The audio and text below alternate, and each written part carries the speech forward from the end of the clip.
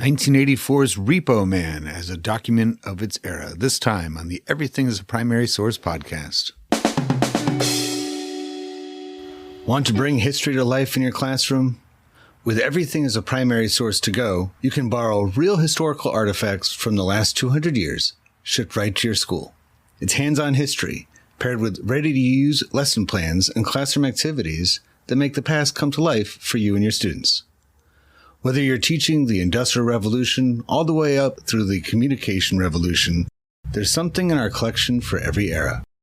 Visit everything-history.com/EPS To Go and start transforming your teaching today. That's everything-history.com/EPS To Go, because history belongs in your hands. Welcome to the Everything is a Primary Source podcast, the show where we construct history through popular culture. I'm your host, Eric Salmonson. I'm a social studies teacher, historian, and pop culture enthusiast. Each episode, I sit down with everyday people to discuss the media, objects, places, and events that shape us and reveal what they say about the past, as well as who we are now. The Everything is a Primary Source podcast is, therefore, your history, my history, our history through popular culture.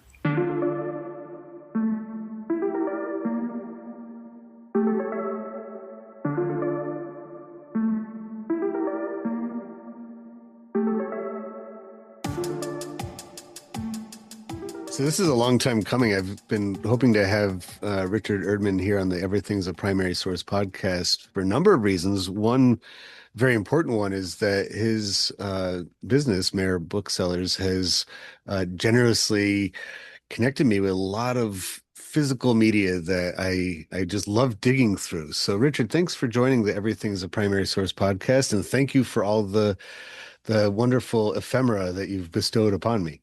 Yeah, no problem. Thank you for having me. So you are a online bookseller and have been doing that for quite a long time, pretty much since the beginning of such a concept has existed.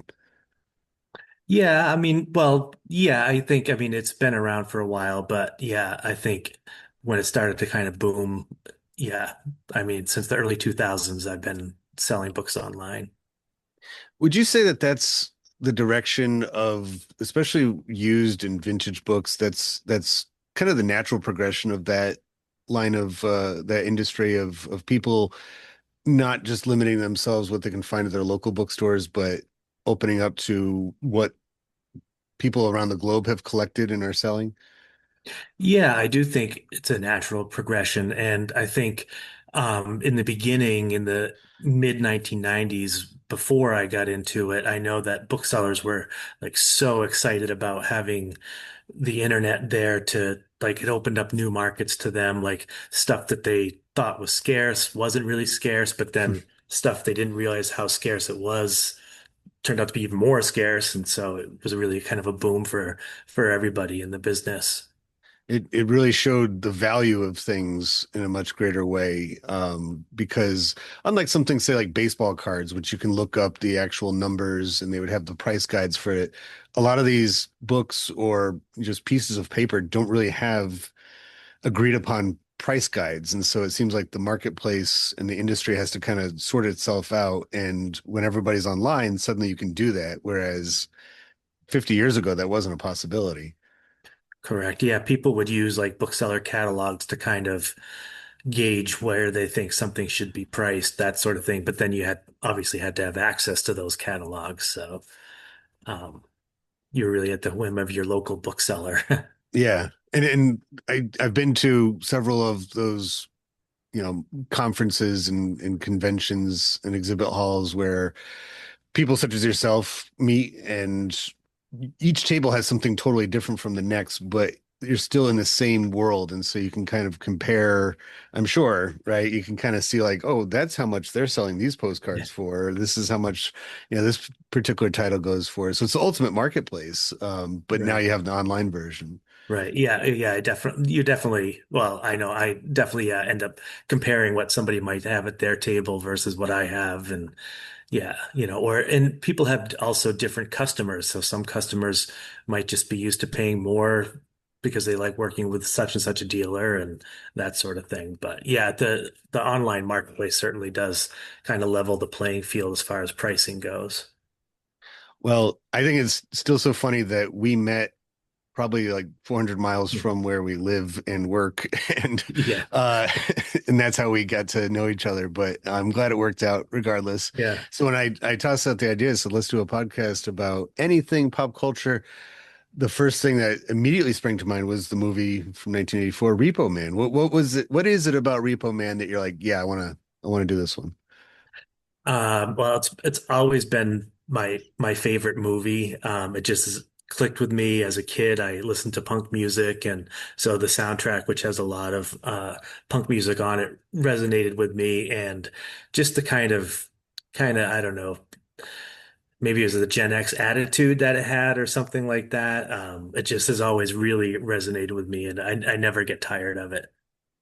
And unlike so many other depictions in media of punk culture and punk music and stuff like this at that time in the early 80s, late 70s, early 80s, this one's authentic. It's real. It's not the like they'd have like the what was that doctor show in the 70s that had like a punk kid gets hurt and like, or even in more modern shows, I think about like the show Freaks and Geeks from 25 years ago, which I love, Yeah, but there's an episode where they go to the punk club and it's just right, so, it's almost like they went to Spirit Halloween and got like the punk outfit, and like the right, the clubs that they go to are like, well, we play at the Armpit, and I'm like, right, they don't call their clubs things like that. It's right. usually a little bit cooler, but Yeah, yeah.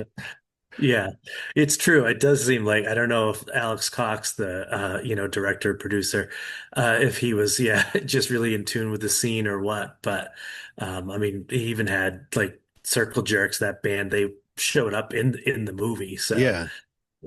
And that was the Los Angeles scene then. I mean, Mhm. that was like they didn't have to come up with a fictional band or a fictional version of something. It's like we just turn face towards the actual Right. bands that are playing and are popular in LA.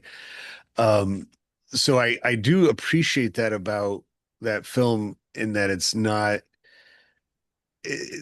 the other way where they're like, okay, well, let's put this thing together, and it's like it's a reflection of what was actually happening. And in the same time period, you have like I just been watching this documentary this spring about Paul Rubens and Pee Wee Herman, Mhm. and he was tapped into that scene too in the same time period. And it shows itself maybe not as directly in his performances and stuff, but even in like one of the first episodes of Pee-wee's Playhouse, Cowboy Curtis comes over and they're like, let's learn how to dance in each other's like, and Cowboy Curtis shows him how to do like square dancing like a cowboy.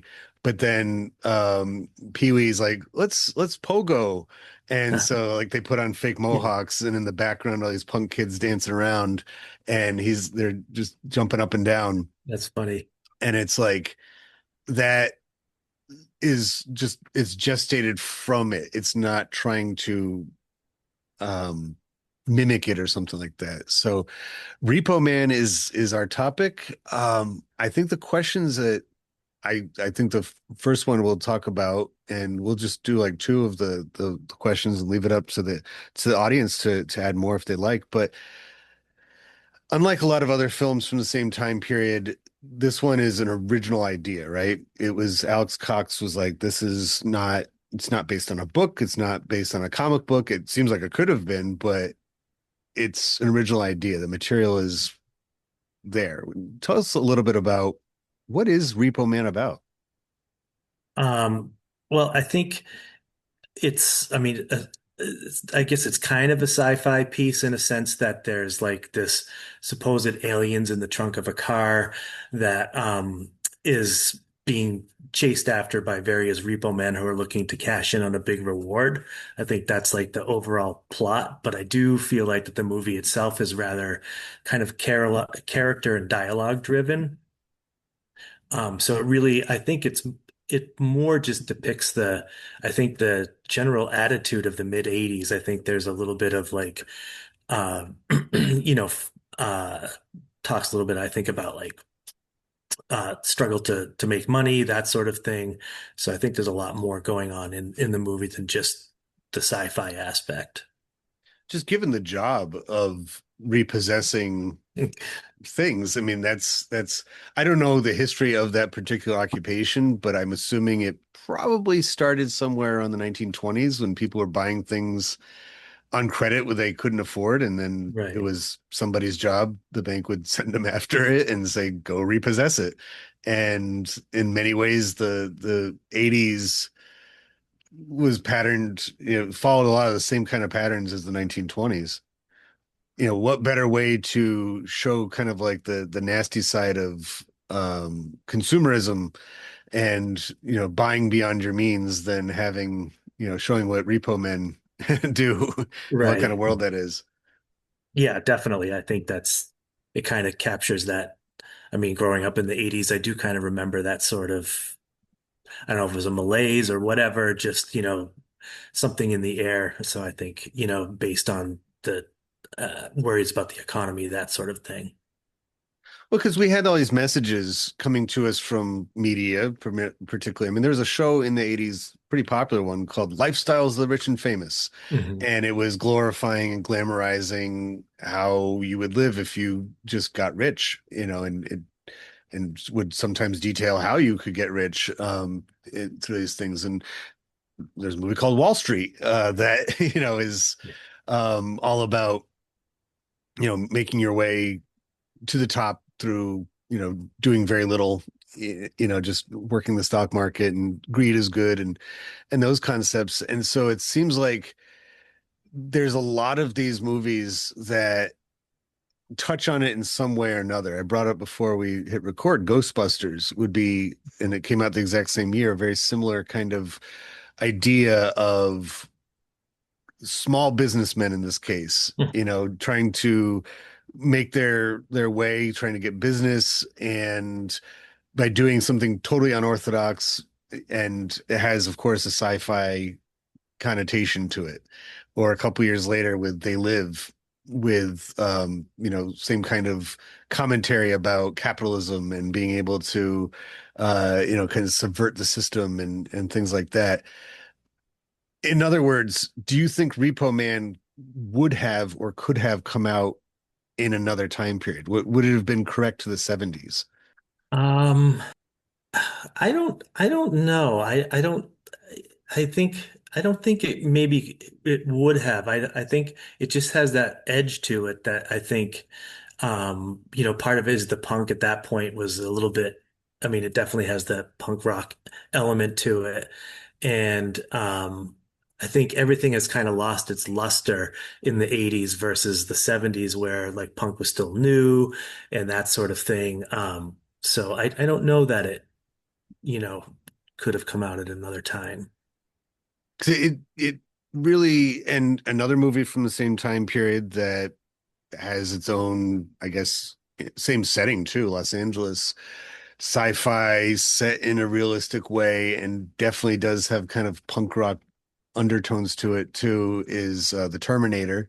Hmm. I mean, the Terminator actually dresses like a punk because he kills a guy at the very beginning and steals his clothes from it, and it's our good friend Bill Paxton from Twister gets, the extreme has something extreme done to him. But going back to the idea of like not overdoing it with the punk rock stuff, like that, just kind of like this is the world of LA in 1984. You have these kind of people on the streets, and they, you know, that's part of the look, kind of the attitudes.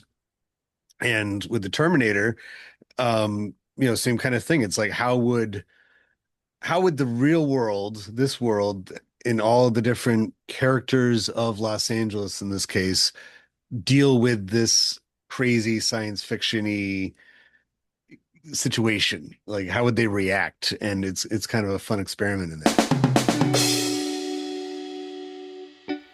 As a fellow educator, I know that taking our social studies classes to historical sites and museums can be a rewarding experience for everyone involved.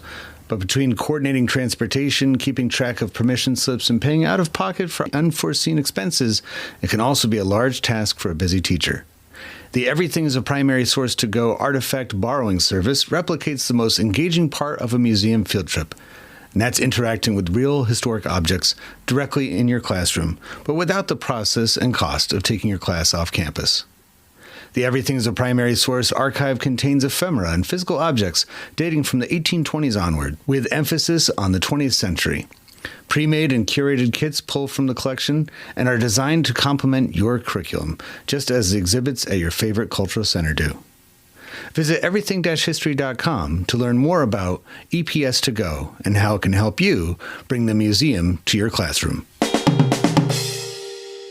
So there's lots of people, including there's like government officials Right. involved in it, right? And that's another trend that we see in a lot of these movies. E.T., same time period, government swoops in. There's aliens, there's UFO type stuff in that. Government, scientists are there to study it, and they are the bad guys. Splash, I think, was from the same time period. You have a mermaid. Government is there to try to study this thing and see how it works out. What do you think that this movie is talking about when it comes to authority and, kind of our man on the streets relationship with authority? Yeah, I definitely think it has an anti-authority edge to it.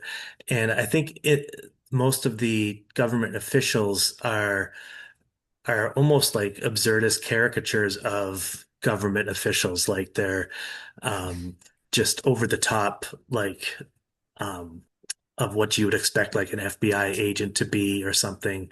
Just very, and there, I think that those caricatures are kind of mocking those figures in the movie. And I mean, that's reporting out from because I think from the beginning, honestly, from the beginning of the country, and has always been true, there's at least two Americas that are living together at the same time, at Mhm. least two.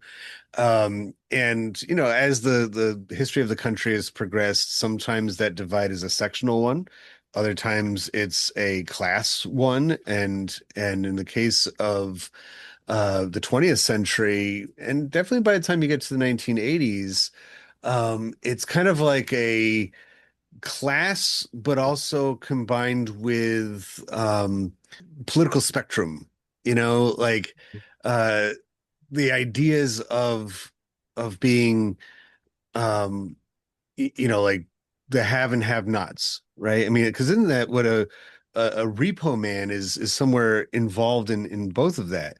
People want to have something, no matter if they have to put it on credit, right? They have to have something that doesn't actually belong to them, and then the repo man goes and takes it from them if they're unable to have it. Repo men are not exactly living on the high life either. They're usually rough guys from, and so it's like this warfare almost between the have and have nots, the very um the rich and the poor is the two Americas of the 80s. And this is a kind of reporting out from that. Yeah, I mean, I think you're right that the Repo Man kind of in general lives in between, I think, both worlds of the haves and the have-nots, because essentially they're taking stuff back for the banks, the haves, let's call them, from the people who are the have-nots, I guess, because they're losing their items for whatever reason. And yet repo men are not really essentially sanctioned by the government, though, either, in a sense. I mean, it's a legal profession, but it's not like an actual arm of the government that's taking back the things. So they're kind It's of on the yeah, it's fringes. they're kind of like they themselves, the actual job is a product of its times. Like I said before, like if you don't have situations in which you can own something, say that you own it, even though you don't actually own it, there's no need for somebody that could repossess it, right? Right. If you don't have a banking system in place, lots of different banks to lend things out so you can buy stuff, then there's this job doesn't exist. And yeah, it's like, they're serving the interests of one in when they might actually have themselves more in common with the people that they're repossessing with, from. Right. And the tone, they mentioned the term suburban, right? And another movie from the same time period that is directly from the punk rock. It's all about punk rock is Suburbia, not to be mistaken with the one came out in the 90s. There's another movie by the same name. This is the one I'm referring to as the low Right. budget one that has, some legit punk rock groups in it. Like some of the scenes were filmed at a punk club and it's not good acting. The story is wonky, but it's the same kind of feel to it, right? It's legit. It's authentic. Yeah. The whole concept of suburban punks, like they're not downtown city dwellers. They're certainly not rural kids. They're somewhere in between. And the promise of the suburbs is something of the immediately after World War II, right? Like this is going to be this utopian society, or at least pretty nice to live in, if not perfect. But Right. by the 80s, what does this movie say about what's become, and other movies, quite honestly, what's become of the suburbs? I think, the one thing, especially where, I think in a sense it's the movie does a few things. It kind of almost kind of pokes a little fun at the actual punks who think they actually have some sort of, I don't know, whether it's street cred or whatever, by basically calling them just white suburban punks, like basically like they're somehow posers and not really like whatever a real punk might be.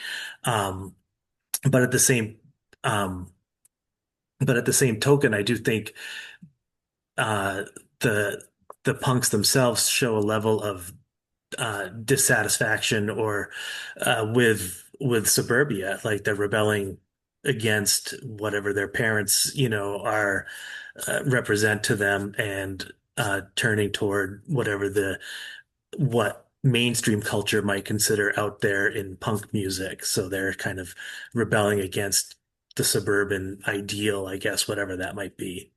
I mean, by 1984, that especially in places like Los Angeles, that punk culture had kind of grown up with the suburbs. Like Mhm. when we think of the suburbs here on the East Coast and punk rock music, we usually think of like New York City, Manhattan, specifically CBGBs as the birth of punk in the East in New York. And the suburbs of New York pretty easily defined, right? It's like once you're outside the five boroughs, that's the suburbs of, but even within the five boroughs, I mean, the Ramones, who are right behind me, and my poster, they're from Queens. Right. They played in Manhattan, but they were from Queens and not exactly, I mean, urban, but still kind of has those suburban qualities to it. It's not downtown. LA is just urban sprawl and more or less just a combination of smaller towns and cities that in many ways could be described as suburban, Right. just all interconnected with each other through highways. And many of the people that live there, I mean, the story of that city from unlike New York is very, very old, right? It's been around for centuries. LA tends to reinvent itself over and over again because it's like this is the last stop on this continent, right? This is the last bastion of culture and everything. But the promise of LA was always there of like come out here either for show business or come out here for, after World War II, it was the high tech aerospace industry was bringing a lot of families to the West Coast, to Southern California, and the promise of the good life was really starting to deteriorate through the 70s and into the 80s. And you have a lot of, I mean, one thing the suburbs don't really have a lot of is heart and places for kids to go. It's not Right. like these established areas here in the East where, yeah, the center of town is very clearly defined and has been defined for centuries. If you're in the suburbs, I mean, that's why malls were created, is because they had no like downtown. It was just like, Right. go hang at the mall, go. And you have these lost kids. And so, yeah, they might not be the hardened punk rockers from the city, but do those people even really actually exist? Aren't they all suburban punks? Right. Yeah, I would definitely agree with that. That I think most punks are probably suburban punks, especially once the 1970s, became the 80s and, punk was out there and just spread everywhere. And yeah, I agree that, you know, most punks were probably suburban at that point. I like also going back to the material it's made from, this original script by Alex Cox. Um, First film, right? It's his first, I think so, yeah. and my understanding is that it got pared down because he wanted to make a road movie. It was going to be like, and I love road movies, they're like my favorite kind of, the road trip, but budgetary constraints said, no, you're gonna have to keep it here in LA because we can't afford to send you all over the country or very far at all. That to it in itself is also very 80s DIY kind of punk rock feel to it. That it wasn't something that was budgeted by the studios.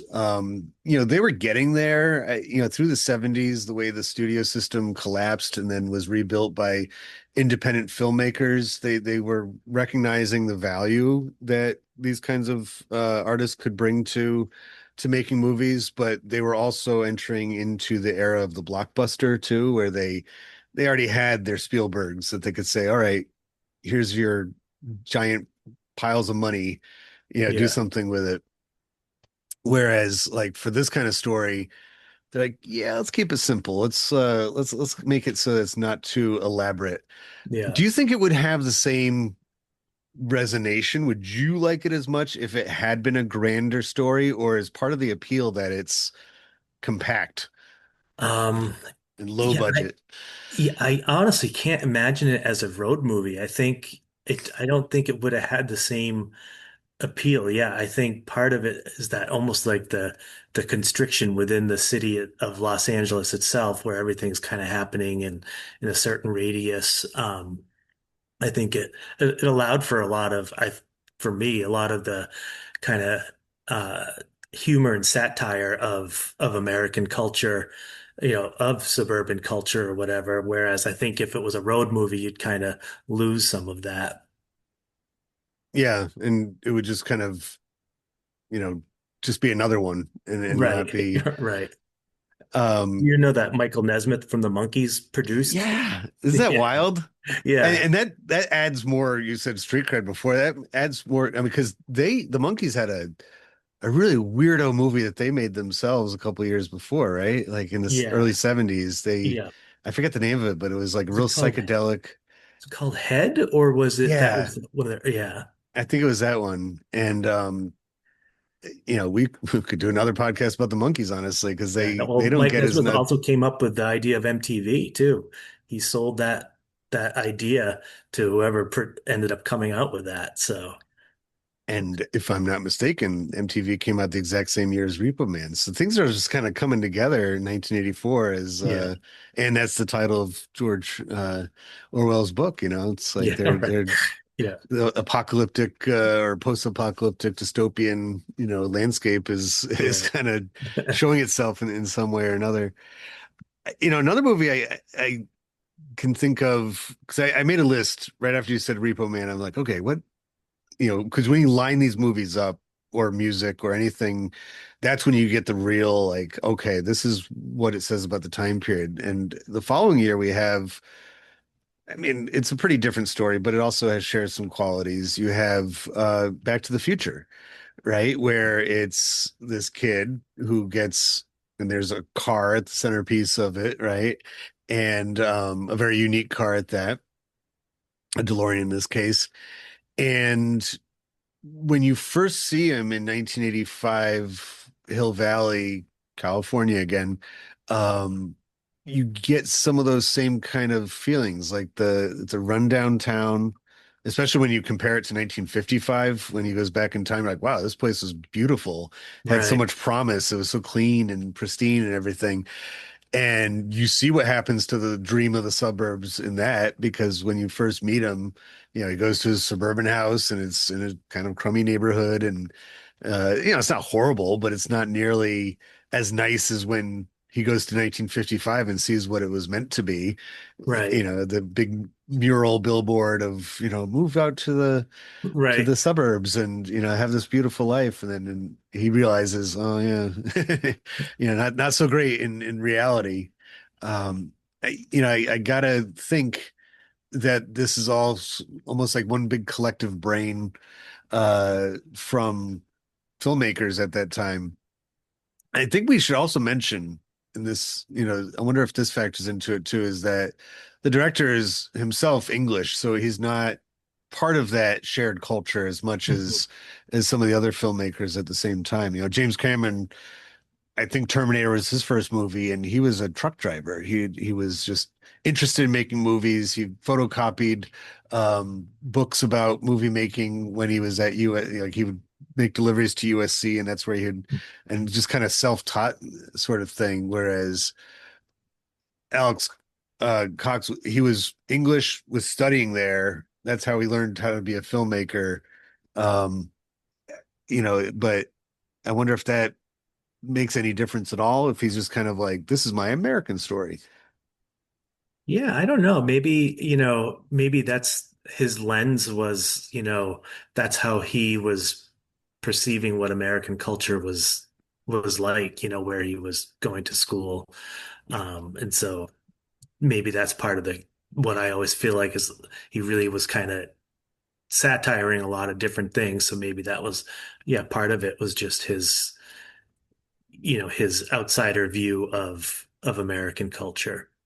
That's what's funny is that he goes on to make uh one of those kind of pre-packaged punk movies, Sid and Nancy. Yeah, And I'm like, that's one of the ones that it's like, right, yeah, it's kind of cool that you made this into a movie, but it's the going back to what I said before, the Spirit Halloween version of the Sex Pistols. It's not, right.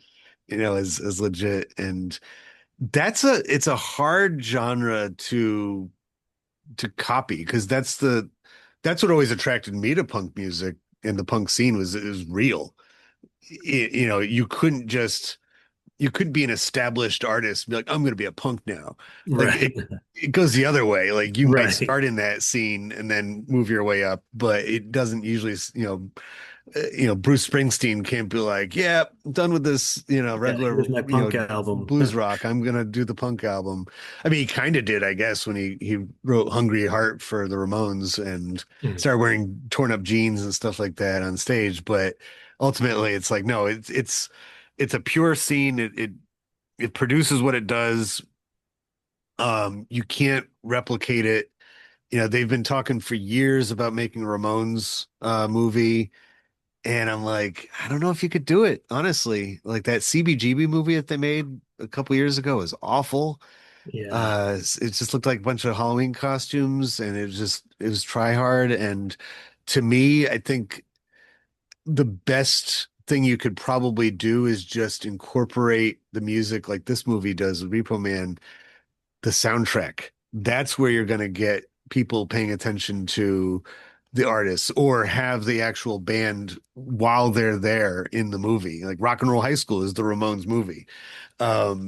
You can't make a Ramones biopic, but that ESPN series, The Bronx is Burning, about the I think 78 Yankees is all Ramones. Like it's just their first three albums. That's the entire right, soundtrack to that. And I'm like, that's perfect. Like just that's the feeling of the time. Like right. that should be the Ramones movie. Yeah, right, So with Repo Man, it's the same kind of thing where it's like the soundtrack and the movie go like this. They're hand in hand. You can't have one without the other. I mean, just the cover art for Repo Man could easily be on the back of a leather jacket, or a jean yeah. jacket or something like that. So I think we did a nice job of definitely getting the conversation started for anybody else who wants to add to it. That was part of what Everything as a Primary Source does. Before we depart, how can people best find you online?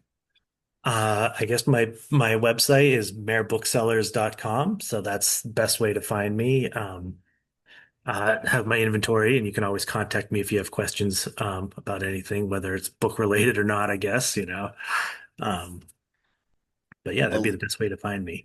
a lot of cool stuff, a lot of what you'd expect from a used bookstore, but also a lot of cool old fanzines and punk rock related things. Yeah. You have a lot of cool treasures there. So, Yeah. Thank uh, you. but thank you for joining us, and thank you for listening to the EPS podcast, where everything, including 1984's Repo Man, is a primary source. We'll talk to you next time.